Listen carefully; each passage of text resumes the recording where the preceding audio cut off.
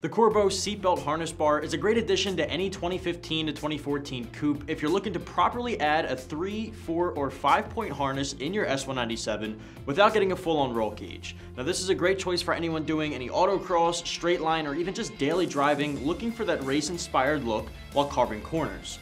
Now the installation requires some drilling and it is typically a two-man job, but it can be done alone if you've got the experience. Overall, I'd give this one a softer 2 out of 3 wrenches on our difficulty meter. Now a harness, first and foremost, is the perfect way to replace crappy stock lap seatbelts with something that's really made to keep you planted in your seat, allowing you to keep your focus and attention on the road. Now harnesses are mainly known for autocross and racing applications because of their reliability in keeping the driver centered in the seat. Now a good 3-way combination of a bucket or racing seat, a harness, and a harness bar would more or less complete the race-inspired interior functionality and styling. Now aside from properly mounting a harness, the bar itself actually helps to stiffen the chassis a bit and add support with its tubular steel. Now that does not at all mean that you should use a harness bar in lieu of a full roll cage. They do not have the same purpose. The roll cage protects the integrity of your chassis in the case of a rollover accident. The harness bar here will simply stiffen that chassis without providing the full chassis support of a cage. Now I do want to touch on the safety debate of a harness bar in some situations. Now, in the event of a rollover, a harness bar without a full roll cage would make it difficult for the driver or passenger to properly protect themselves since the harness keeps you in place. There's no cage supporting the roof. Now if you plan on doing some serious autocross or racing with your S197, a full roll cage is absolutely going to help alleviate that risk. Now if you're a daily driver just looking for the styling and maybe light track functionalities of it, chances might be lower of that happening, but keep in mind that it does leave some safety red flags in the event of a roof collapse due to rollover. Now the Corbeau bar here does not only work with Corbeau branded equipment like seats or harnesses. If you have a different brand like Sparco, Bride, or other name brands, then you'll still be in the clear to mount them properly on the bar here. This one runs at about $300, and if you're looking to complete the package, a harness typically runs at about the same price, maybe a little less, depending on the style and brand. A pair of seats or racing bucket seats is where the big bucks will come in, typically going anywhere from $1,000 to $1,200 for some of the more popular choices on the site, like Corbeau for example.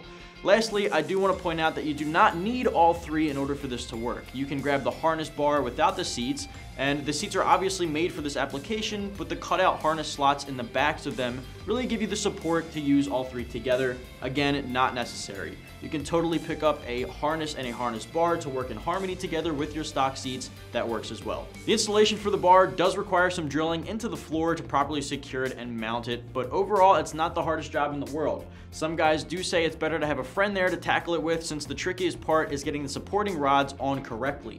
I want to point out this is not meant to work with factory Recaro equipped Mustangs or convertibles. This is going to be a coupe-only option without Recaros. I am going to give this 2 out of 3 wrenches on our difficulty meter. You should be able to tackle it in about 2 hours or so. And to show you how it's done, we're pulling in an S197 into the shop, so let's head over there to check it out. First step to this install, we're going to remove the cover off of here. You can do that by just prying off on it.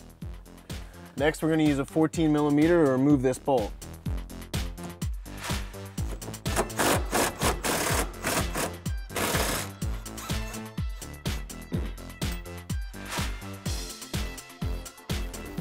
After we get that washer off, we're going to take this spacer, we're going to place it in here for now. And we'll do the same thing on the other side. You just grab this piece, pull it off, it'll unclick.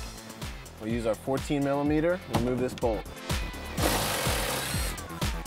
Next, we're going to take a pair of pliers and we'll remove this washer off of here. But once you do get it off, we'll take this spacer, same thing, we're going to place it inside that hole for now. So we're going to take the bar, we have our spacer in here, we're going to set the bar up there. We want to get our pin in that hole, the bolt in the other hole, and we're going to align that thing, and then we'll start to thread it in. Same thing with the other side, we're going to have our spacer here, we're going to raise the bar up, we want to insert our tab to that hole, go through the spacer, and we can go ahead and thread that in.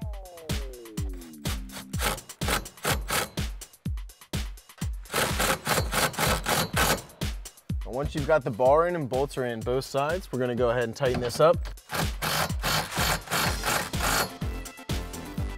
And then we'll reinsert our plastic piece.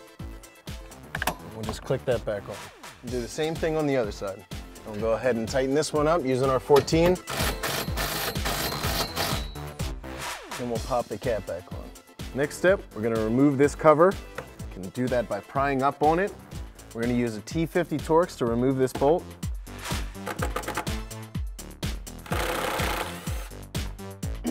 After that, we're gonna take this retaining washer off. Once we get that retaining washer off, we're gonna pull this spacer off. Now before we put this bracket on, it would be a good idea to take the end of the strut rod and assemble that together. So we're gonna take our bolt, put our washer on it, we'll insert our bolt through there, and we'll take our seat belt, insert the bolt through there,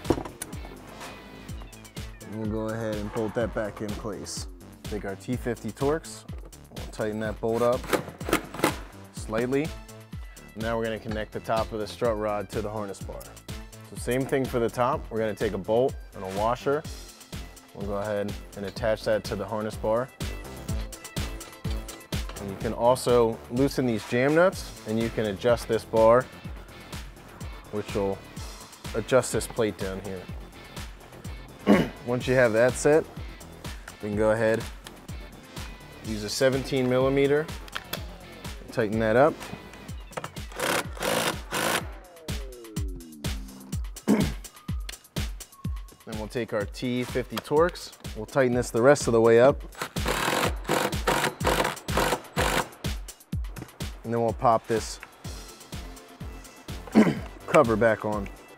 Now using a 17 millimeter wrench, we're gonna go ahead and tighten this top bolt up. And then we'll finish this on the other side. We're gonna do the same thing for the other side. I'm gonna use a T50 Torx and remove this bolt.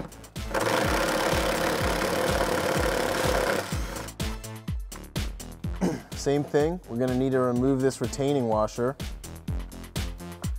Once we get that off, we're gonna pull the spacer off. We're gonna attach our plate. Then we're gonna reinstall the spacer. And then we'll bolt this back in.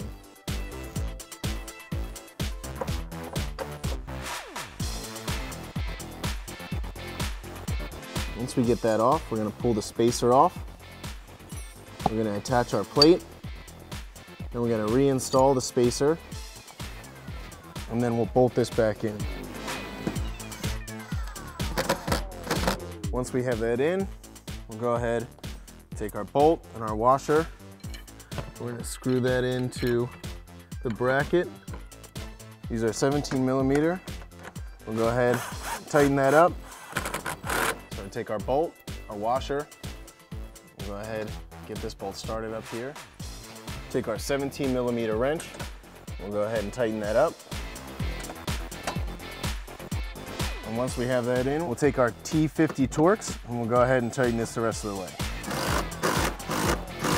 So now that we have everything installed, we'll go ahead and tighten these jam nuts up. We're gonna use a 17 millimeter wrench to do so. And we'll do the same thing on the other side. Same thing for the other side. Take our 17 millimeter wrench and we'll tighten the jam nut at the top. We'll tighten the bottom jam nut. And that completes the installation of the Corbeau Seat Belt Harness bar. Just to wrap things up here, if you're the owner of a 2005 to 2014 Coupe, you might want to check out the Corbeau Seat Belt Harness bar, which you can find right here at AmericanMuscle.com.